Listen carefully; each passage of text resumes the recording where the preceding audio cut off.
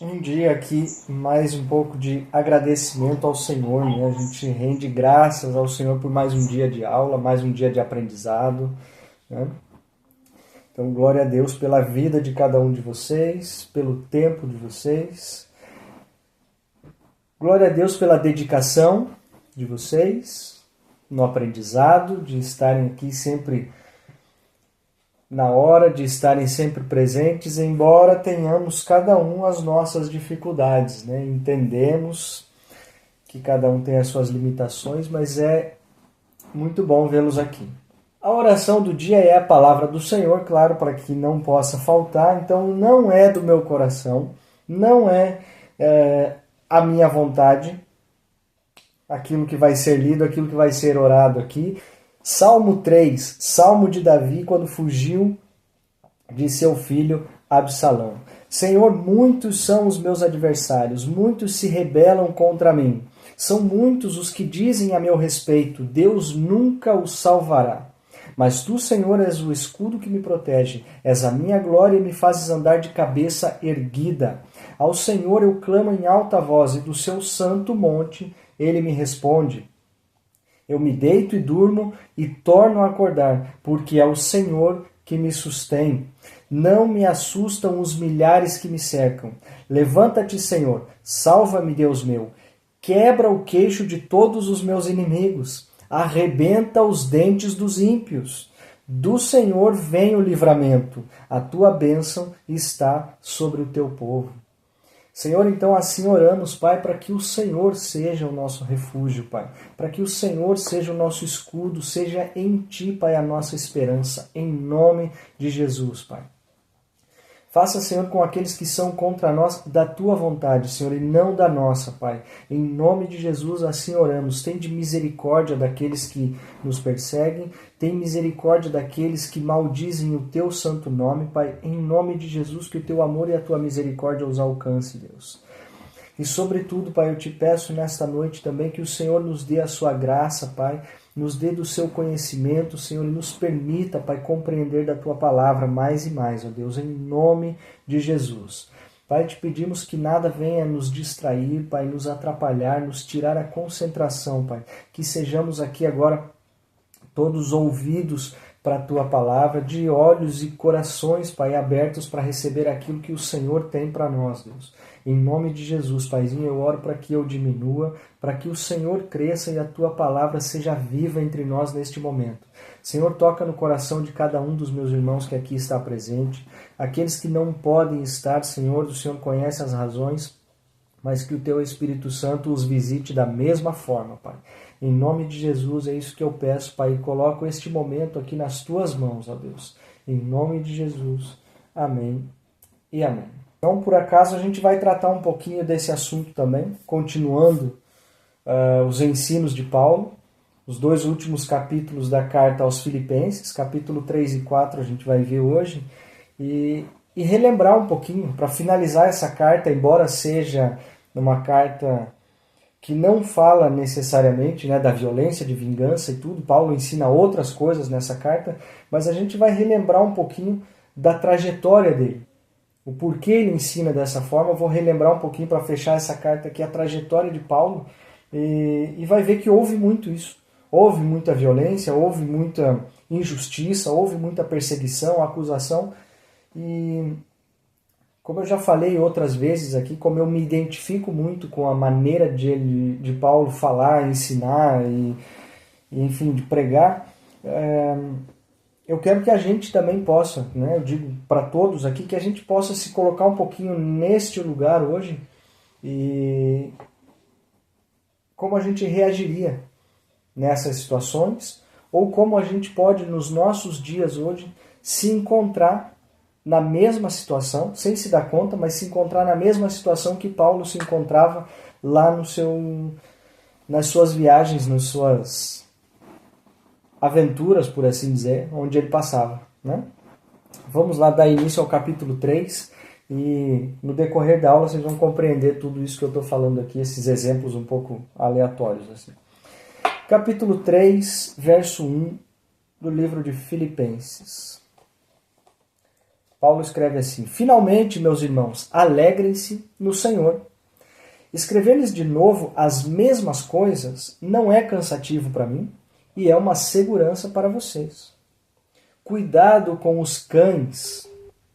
Aqui está entre aspas, né, os cães, neste verso aqui na minha Bíblia destaca essa palavra, né? Cuidado com estes que praticam o mal. Cuidado com a falsa circuncisão.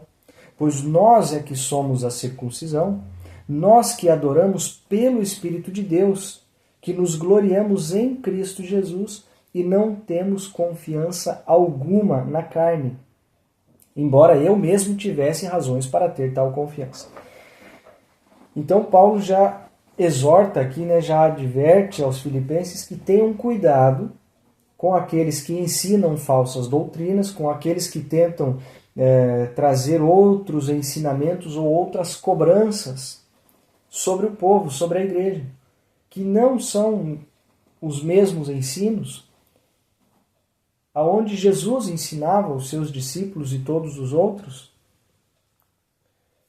São ensinos apegados na lei, na doutrina, em tradições que não tem nada a ver com o ensino do próprio Espírito de Deus, né?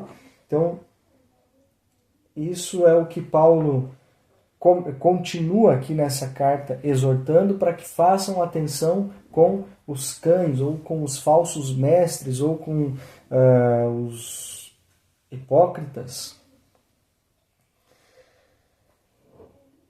E como eu já disse várias vezes aqui, se acontecia lá, naquele tempo, não é de se espantarem, não é muito diferente do que acontece nos dias de hoje. Então, por isso é importante os nossos ensinos, os nossos estudos, as leituras e, sobretudo, o discernimento que vem do Espírito Santo de Deus.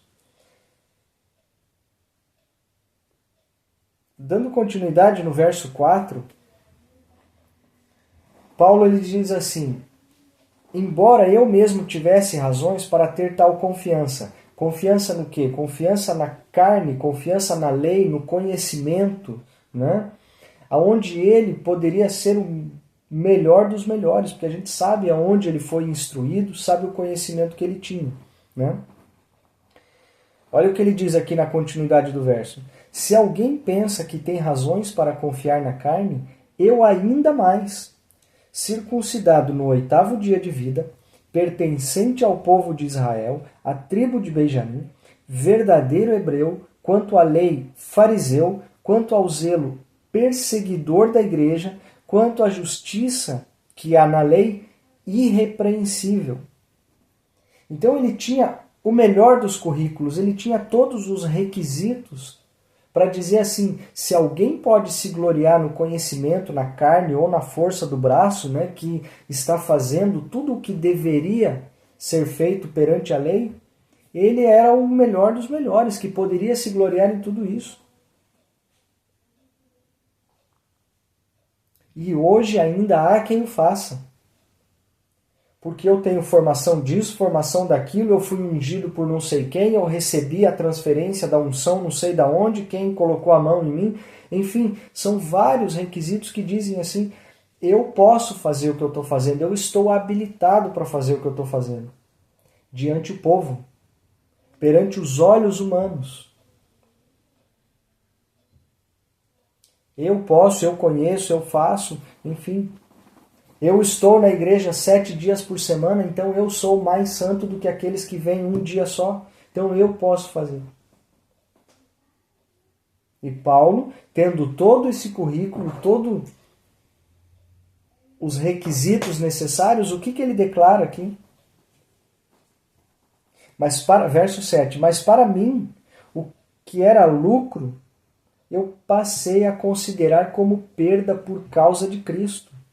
Mais do que isso, eu considero tudo como perda, comparado com a suprema grandeza do conhecimento de Cristo Jesus, meu Senhor, porque eu perdi todas as coisas Eu as considero como esterco para poder ganhar Cristo e ser encontrado nele, não tendo a minha própria justiça que procede da lei, mas que vem mediante a fé em Cristo.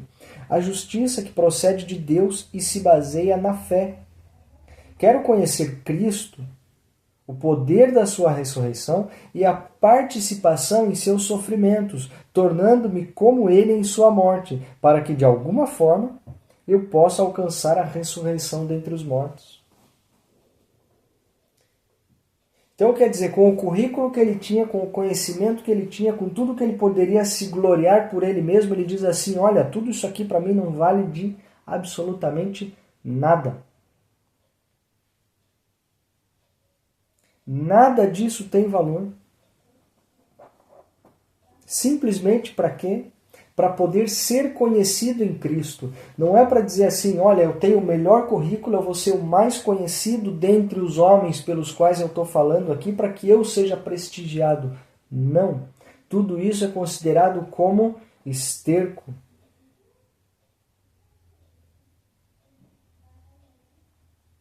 Simplesmente para quê? Para poder ser encontrado em Cristo.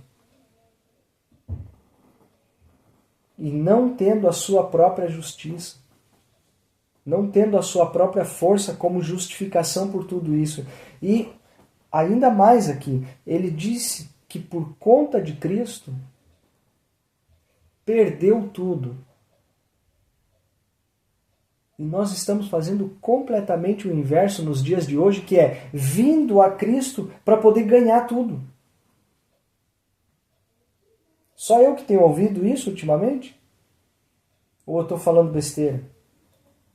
Muitos vêm para a igreja querendo alcançar alguma coisa e esquecendo que a maior bênção que a gente pode ter é a salvação em Cristo, é a promessa da vida eterna.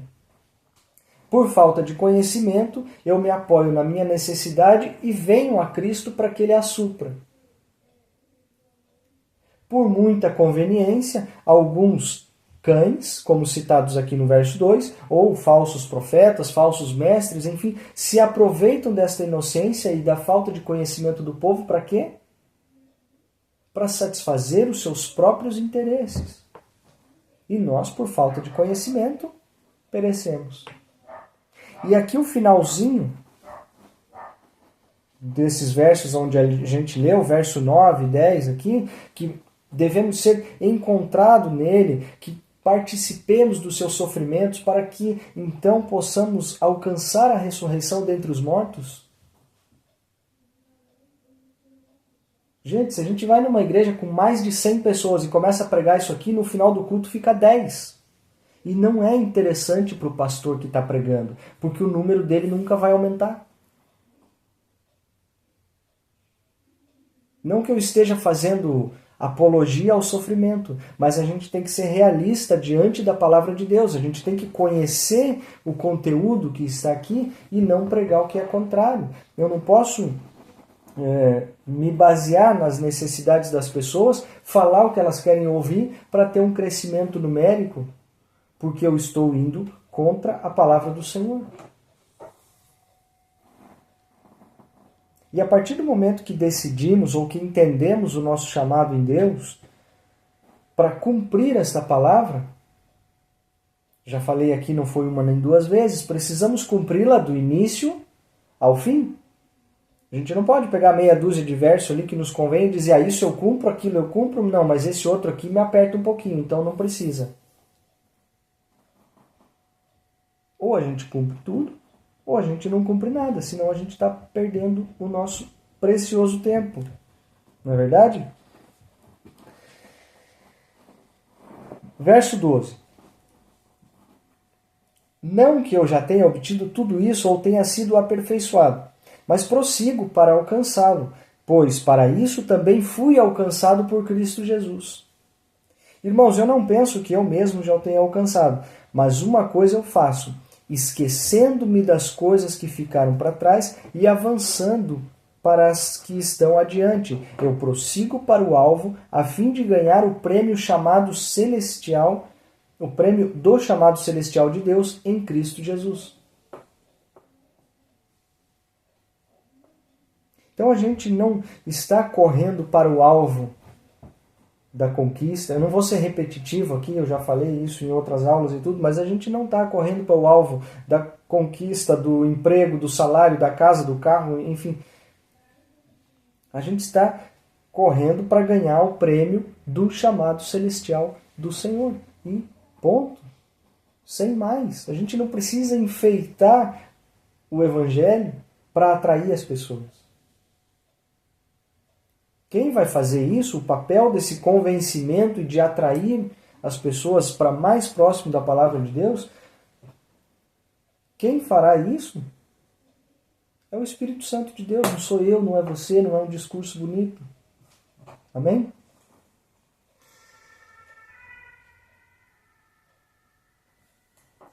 Prosseguimos então para esse alvo a fim de ganhar o prêmio chamado celestial de Deus em Cristo Jesus. Todos nós que alcançamos a maturidade devemos ver as coisas dessa forma. E se em algum aspecto vocês pensam de modo diferente, isso também Deus lhes esclarecerá. A carta é simples e objetiva. Olha, o propósito é esse e ponto. Eu vos ensino isso e acabou. Se tem alguma dúvida, eu não tenho que ficar tentando dar explicação para te convencer do que quer que seja. Deus lhes esclarecerá. Tão somente vivamos de acordo com o que já alcançamos. Se ainda não somos maduros na palavra do Senhor, precisamos então aprender cada vez mais e nos aproximarmos cada vez mais a fim de atingir esta maturidade. Porque não adianta não termos o entendimento da palavra do Senhor, não atingirmos tal maturidade, mas a gente quer sair por aí fazendo um monte de coisa. Eu não entendi a metade do que está escrito. Não aplico 10% na minha vida. Mas eu quero sair e corrigir todo mundo que está errado lá fora. Opa, não dá, né? Fica meio incoerente.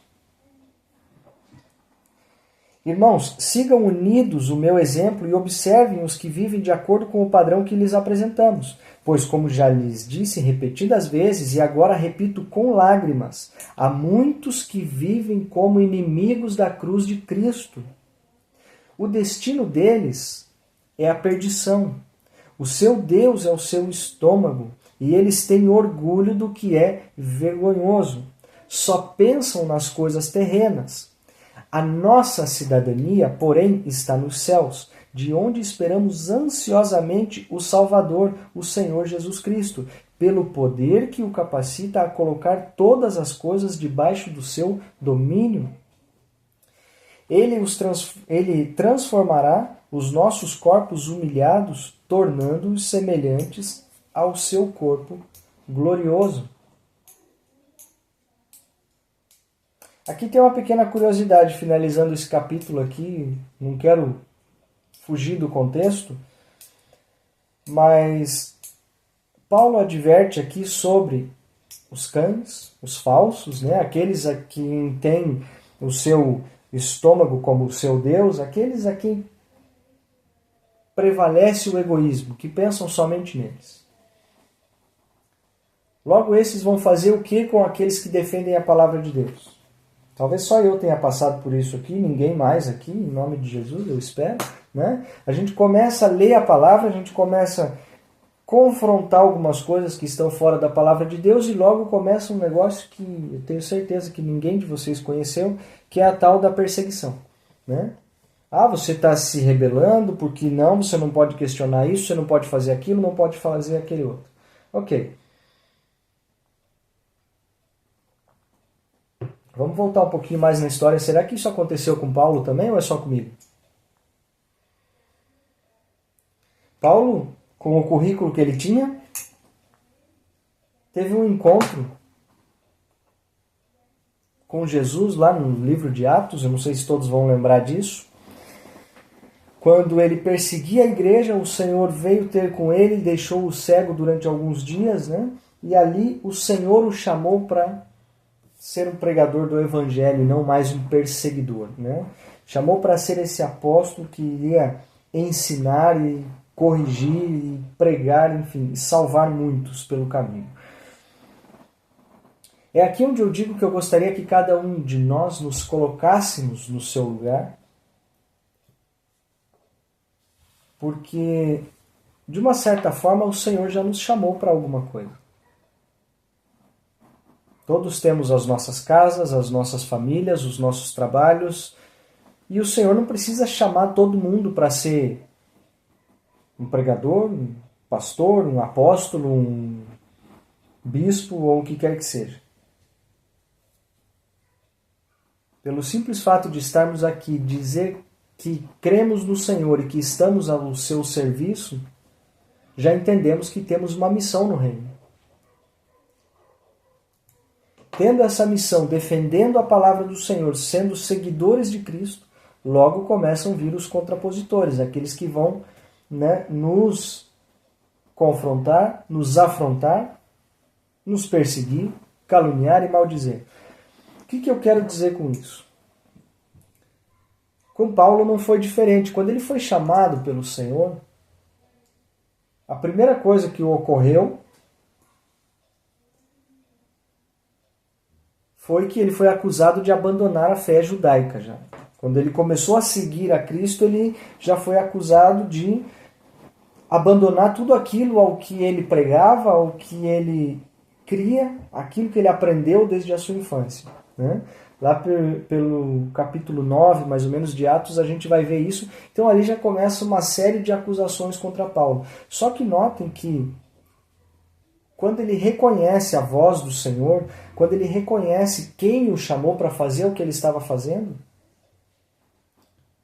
não tem acusação, não tem situação ruim, situação difícil, e a gente já viu isso em diversas cartas dele aqui.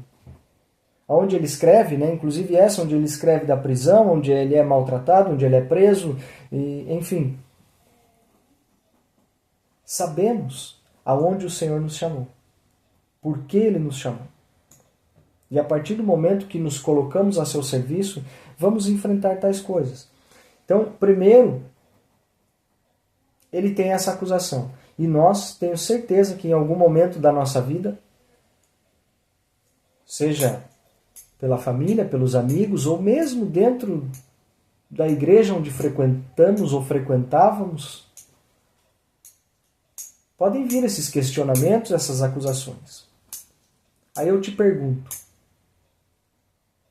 aquilo que você está passando foi o Senhor que te chamou para passar? É um posicionamento diante da palavra do Senhor? Defendendo a verdade da palavra? Se é, mantenha-se firme. Porque o Senhor é fiel e justo para cumprir a boa obra, aquela ao qual ele já começou na sua vida. Mesmo que acusações após acusações, mesmo que dificuldades após dificuldades venham, o Senhor é fiel e justo para terminar essa boa obra. Paulo, depois disso, lá em Atos capítulo 21, ele vai ser acusado também de ensinar contra a lei de Moisés, contra o povo judeu. Porque aí muitas das coisas ao qual a tradição judaica se apega até os dias de hoje, quando Jesus vem e apresenta-se a Paulo, ele começa a ensinar a respeito de Jesus e a gente sabe que aquilo que os ensinamentos que vêm da parte de Jesus são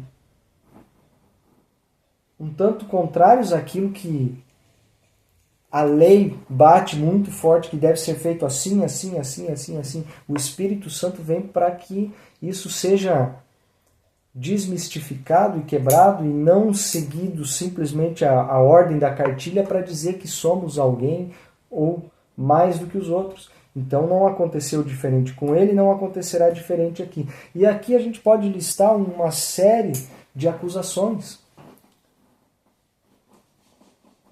No decorrer da história dele, e eu quero chegar numa das finais. A gente pode percorrer várias aqui, né? Mas eu quero chegar na principal delas, que é quando Paulo chega na ilha de Malta, em Atos capítulo 28. Depois de ter sofrido um naufrágio, o que é muito interessante, porque No capítulo anterior, aqui no capítulo 27 de Atos, eles estão viajando, a tempestade atinge o barco. Eu não vou, lógico, falar sobre todo o contexto, porque a gente já estudou sobre isso, mas o capítulo 27 fala da viagem aonde o Senhor já tinha dito para Paulo. E é aqui onde eu quero chamar a atenção de vocês, que o Senhor já tinha dito, no verso 24 do capítulo 27, Paulo, não tenha medo, é preciso que você compareça perante César. O Senhor já tinha dito para ele, então ele está convicto disso, assim como muitos de nós. O Senhor já disse aonde vai nos levar, já nos apontou a nossa direção, o nosso propósito, e muitas vezes nós não cremos nisso ou deixamos de crer no decorrer do caminho, mas se o Senhor disse, Ele é fiel e justo para cumprir. Mas nessa altura do capítulo 27 de Atos, aqui ficava difícil para aqueles que acompanhavam Paulo a crer, porque foi Paulo que recebeu essa palavra, então ele sabia onde ele iria chegar, não era um barco afundando que iria interromper o plano de Deus. E assim foi, mesmo o barco afundando, eles chegaram à ilha de Malta. As dificuldades vêm, os problemas vêm no caminho, e chegando nessa ilha, claro que já ninguém mais quase acreditava em Paulo, ainda estavam acusando ainda mais, e é interessante que no capítulo 28, ninguém mais dando crédito para o que ele estava falando, para tudo que estava acontecendo, todo mundo já desacreditado dele, mas ele sabia que além daquilo havia mais. Pois ele tinha que chegar a Roma e falar a César. Era a palavra do Senhor. E quem pode ir contra isso? Aí no capítulo 28 diz assim, quero só relembrar um pedacinho da história para vocês entenderem aonde eu quero chegar. Os habitantes da ilha mostraram extraordinária bondade para conosco, fizeram uma fogueira e receberam bem a todos nós, pois estava chovendo e fazia frio. Paulo ajuntou um monte de gravetos, quando os colocava no fogo, uma víbora, fugindo do calor, prendeu-se à sua mão. Quando os habitantes da ilha viram a cobra agarrada na mão de Paulo, disseram uns aos outros, certamente este homem é um assassino, pois tendo escapado do mar, a justiça não lhe permite viver. Quer dizer, acusação contra acusação. O que você está passando hoje, você certamente tem uma coisa ruim aí, um pecado escondido, algo assim, e o Senhor vai pesar a mão contra você.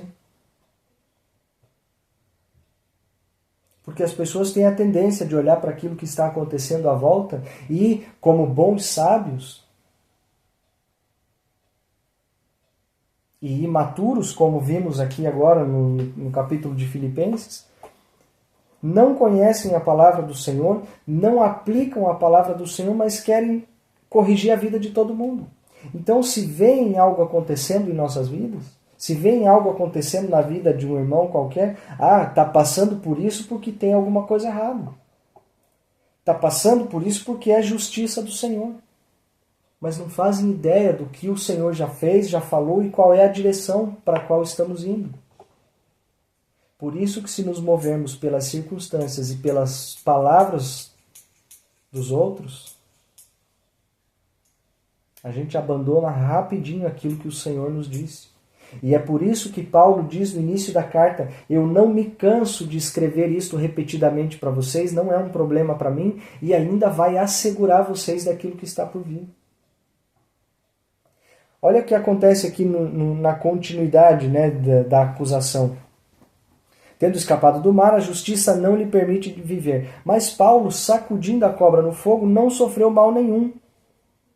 Eles, porém, esperavam que ele começasse a inchar ou que caísse morto de repente, mas tendo esperado muito tempo e vendo que nada de estranho lhe sucedia, mudaram de ideia e passaram a dizer que ele era um Deus. Você já pensou se a gente começa a agir e começa a caminhar pelas palavras dos outros, por aquilo que os outros falam ao nosso respeito? E a gente deixa aquilo que Deus falou de lado, por mais que a gente não esteja vendo. Por mais que a situação seja complicada. Você acabou de afundar o barco, você entra numa ilha, vai se esquentar do fogo, vem uma cobra, pica a tua mão e tal. Ah, Senhor, aqui acabou tudo, agora eu desisto. Não. Mas não.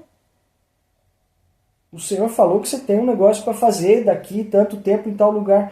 Que negócio é esse que a gente está desistindo porque estão nos confrontando, estão nos acusando, estão... É o exemplo que a gente acabou de ler. Paulo, ele tinha todo o currículo para se vangloriar na sua força, no seu conhecimento, mas sempre ele estava lembrando daquilo que o Senhor o capacitou a fazer. A gente está olhando para as pessoas, a gente vai dar crédito para o que os outros falam de nós, mas a gente esquece do que o Senhor fala de nós. Quantos de nós paramos para perguntar para o Senhor: como o Senhor me vê? A gente não faz isso. Mas basta um vizinho, um amigo, um colega, em qualquer lugar, olhar torto, a gente já diz: poxa vida, pisei na bola, estou fazendo errado, porque a pessoa não se agradou comigo. E o Senhor? O que Ele diz de você? O que o Senhor está dizendo de você? E por que você está dando ouvidos para os outros e não para o Senhor? Eu sei que o exemplo pulou um pouquinho fora aqui do texto, não é o costume, mas hoje o Senhor falou diretamente a respeito disso comigo. E eu achei importante compartilhar essa pequena reflexão. Porque as pessoas vão mudar de ideia rapidamente perto de você. E se a gente se mover pela mudança de ideia de cada pessoa que passa no nosso caminho, a nossa identidade vai embora rapidinho, junto com a opinião das pessoas.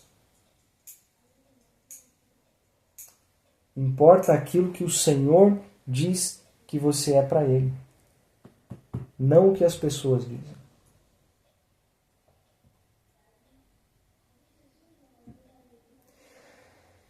O capítulo 4 alivia um pouco aqui essa tensão desse aprendizado e vai nos chamar para uma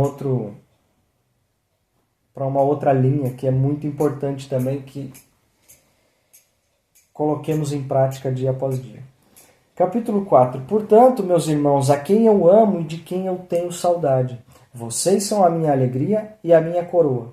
Permaneçam assim, firmes no Senhor, ó amados.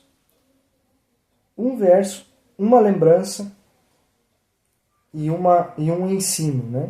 Para que permaneçam firmes no Senhor. Para que não se desviem, para que não olhem para o lado, para que não deem ouvidos àqueles que estão ensinando coisas contrárias à palavra. O que eu rogo, verso 2, o que eu rogo a Evódia e também a Sintique é que vivam em harmonia no Senhor. Sim, e peço a você, leal companheiro de jugo, que as ajude, pois lutaram ao meu lado na causa do Evangelho, com Clemente e meus demais cooperadores. Os seus nomes estão no livro da vida. Se ele está exortando isso, se ele está pedindo isso daqui a alguns que lutaram ao lado dele na causa do Evangelho, quer dizer que durante a caminhada houve algo que tirou essa alegria, tirou essa harmonia de viver no Senhor. Os altos e baixos que todos estamos suscetíveis a passar. Não somos melhores do que ninguém, não estamos imunes a isso. Então, se Paulo está exortando, pode acontecer lá e pode acontecer conosco, mas que vivamos em harmonia no Senhor, mesmo ainda lutando pelo Evangelho. Isso pode nos acontecer e não devemos desanimar. Verso 4. Alegrem-se sempre no Senhor. Novamente direi, alegrem-se. Seja a amabilidade de vocês conhecida por todos. Perto está o Senhor. Não andem ansiosos por coisa alguma, mas em tudo pela oração e súplica e com ação de graças apresentem seus pedidos a Deus. E a paz de Deus, que excede todo o entendimento, guardará o coração e a mente de vocês em Cristo Jesus. Irmãos, é bom que tenhamos com quem conversar, com quem compartilhar, com quem desabafar de vez em quando. É bom e agradável que os irmãos vivam em comunhão. Precisamos uns dos outros. É saudável. Só que a gente não pode fazer disso um hábito ou uma lata de lixo, com o perdão da expressão, fazer dos ouvidos dos nossos irmãos uma lata de lixo para cada vez que a gente chega perto é só reclamação. Só, eu vou lançar tudo de ruim que eu tenho em cima da pessoa porque ela está aqui para me ouvir mesmo. Tudo aquilo que está me causando ansiedade, que está me causando mal, que me tira a paz, eu vou lançar tudo sobre os meus irmãos, afinal eles têm que dividir o fardo comigo, né?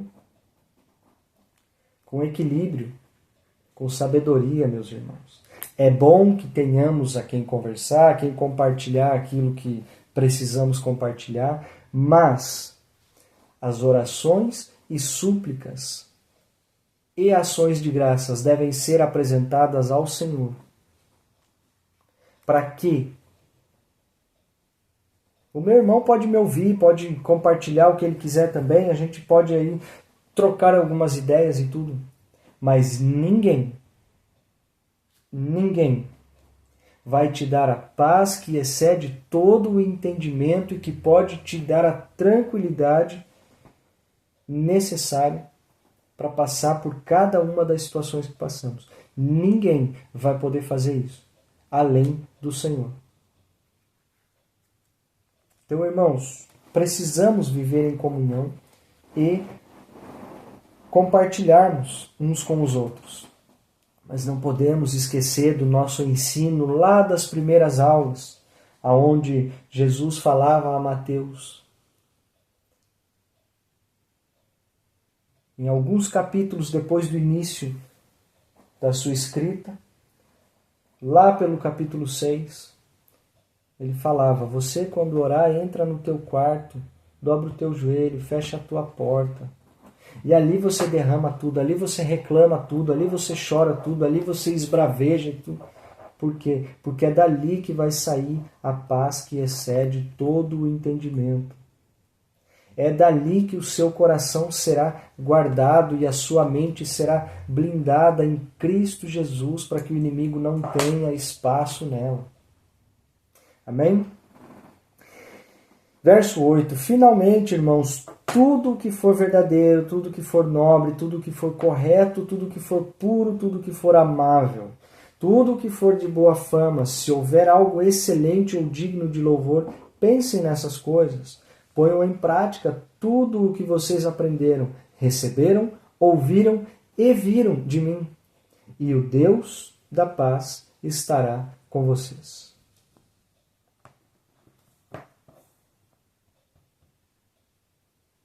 Mais um ensino aonde devemos fixar a nossa mente, o nosso coração e as nossas orações. Com uma pequena promessa no final do verso 9, que é completamente suficiente para todos nós. E o Deus da paz estará com vocês. Não precisamos de outras coisas. Não precisamos andar ansiosos por coisa alguma. Amém? Verso 10. Alegro-me grandemente no Senhor, porque finalmente vocês renovaram o seu interesse por mim. De fato, vocês já se interessavam, mas não tinham oportunidade para demonstrá-lo. Eu não estou dizendo isso porque esteja necessitado, pois aprendi a adaptar-me a toda e qualquer circunstância. Eu sei o que é passar necessidade, sei o que é ter fartura. Aprendi o segredo de viver contente em toda e qualquer situação, seja bem alimentado, seja com fome, tendo muito ou passando necessidade.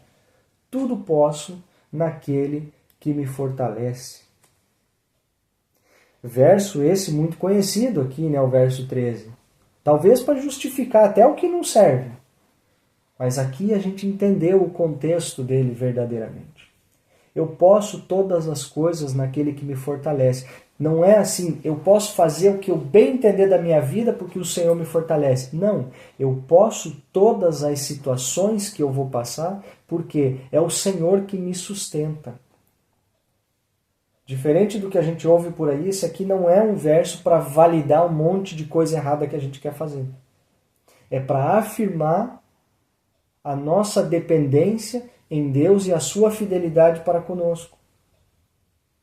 Enquanto Paulo está agradecendo aos filipenses pelo seu sustento, pelas ofertas que lhe foram enviadas. Este é o contexto desse verso. Amém? Então aqui este agradecimento da parte de Paulo fica por uma compreensão dos filipenses de contribuir com a sua vida, sem a necessidade apelativa de Paulo pedir nada para ninguém. Olha, vocês têm que depositar tal parte ou tal soma na minha conta aqui, porque senão não tem oração. Se vocês não me pagarem, não tem ensino. Se vocês não contribuírem, o Senhor não vai abençoar vocês. Se vocês não contribuírem, o devorador vai vir aqui em cima de vocês. Não tem nada disso.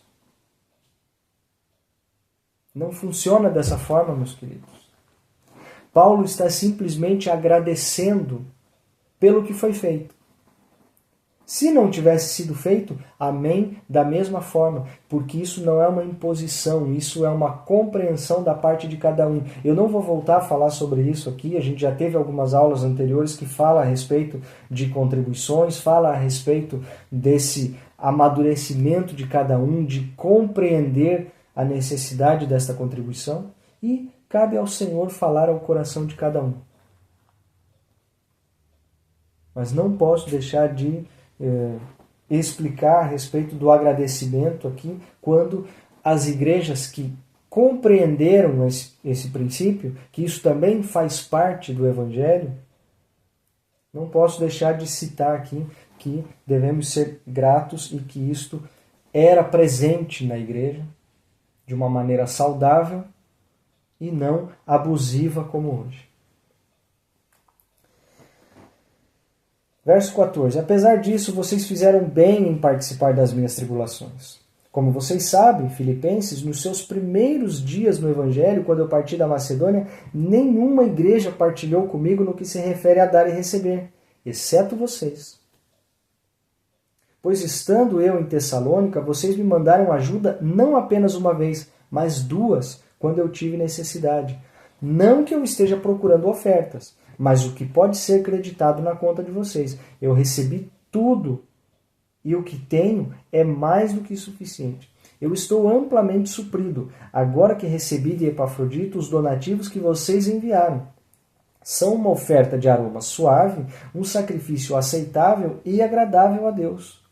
O meu Deus suprirá todas as necessidades de vocês, de acordo com as suas gloriosas riquezas em Cristo Jesus.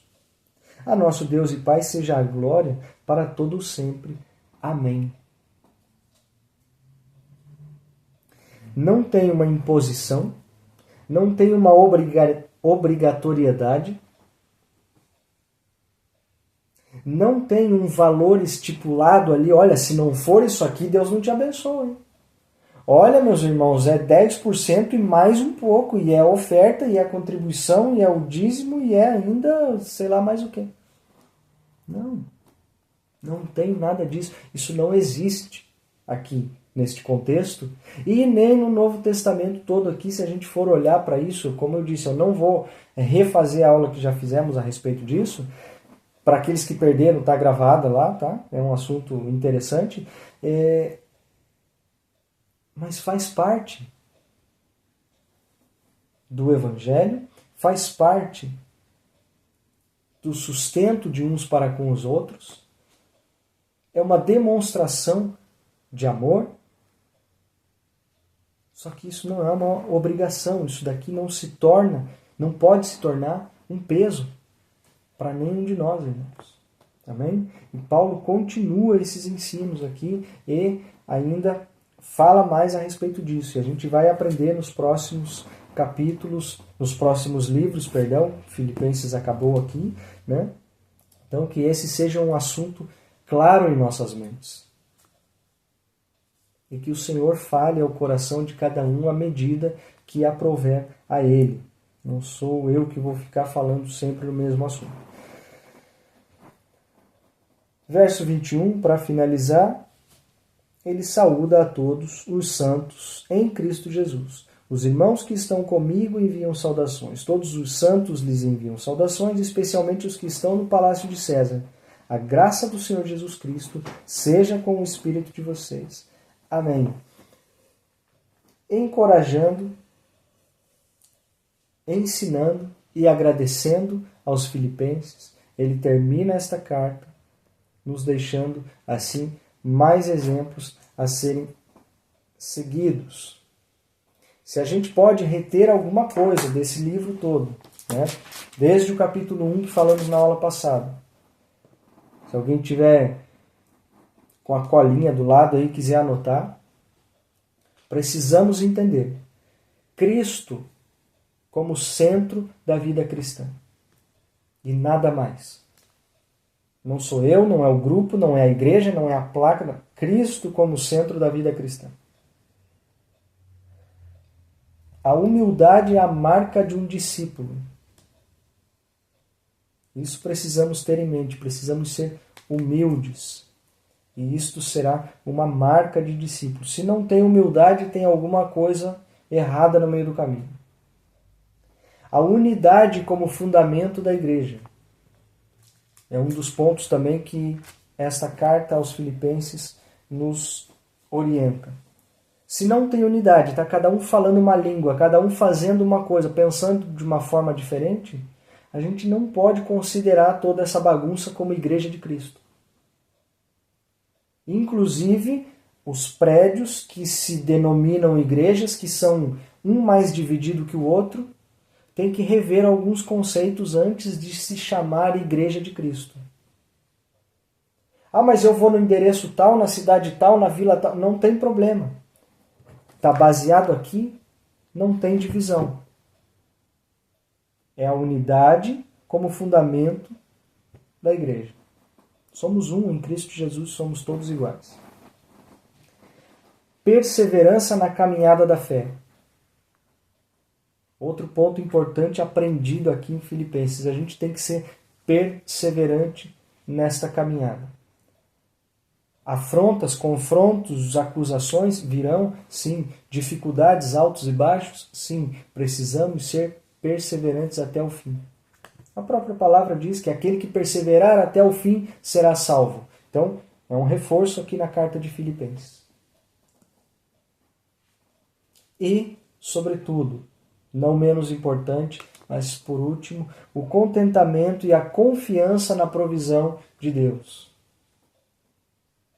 Não devemos andar ansiosos por aquilo que queremos, mas sermos gratos com aquilo que o Senhor nos proporciona. Ah, mas está ruim, está difícil e tal. É, ok, amém, dê graças. Poderia estar pior. A gente sempre quer que esteja melhor, nunca está satisfeito com nada. Por que a gente não vira um pouquinho esse disco e não se contenta com aquilo que tem? Agradece pelo que tem? Porque se acha que está ruim agora, poderia ser pior, poderia não ter. E não esqueça que tudo que está se passando atualmente não foge do controle do Senhor. Se está ruim, ok, tá bom então, foi o Senhor que permitiu. Se está bom, melhor ainda, foi o Senhor também que permitiu. Sejamos gratos e contentes a todo tempo. Capítulo 4, verso 4. Alegrem-se sempre no Senhor. Novamente eu direi, alegrem-se. É o verso 4 do capítulo 4. Poxa, mas está ruim, eu estou sofrendo, estou apanhando, estou perseguido, estou isso, estou aquilo. Alegrem-se. Alegrem-se no Senhor, pois a sua graça nos basta. E ela nos é suficiente. E aqui finalizamos o livro de Filipenses e eu oro para que o Senhor continue falando aos seus corações. Esse pequeno resumo do final aqui, que seja constante, dia após dia, e que possamos, sobretudo, aplicar, né? Antes da gente olhar para tudo isso aqui, olhar para o vizinho e dizer assim, tem alguma coisa errada ali. Não. A gente olha primeiro no espelho e fala, opa, tem alguma coisa errada em mim. Depois que eu consertar, eu passo para o vizinho. E agora eu tenho um segredo maior ainda para contar. Como a gente não vai conseguir consertar 100% e atingirmos o estatuto perfeito, a gente não vai ter tempo de olhar para o vizinho. Amém? Como de costume, agora é com vocês. Eu espero que tenha edificado, que tenha sido frutífera esta aula. E se alguém tem algo a acrescentar, esse é o momento. Amém. Sejam livres para compartilhar, para trocarmos ideias. Em nome de Jesus.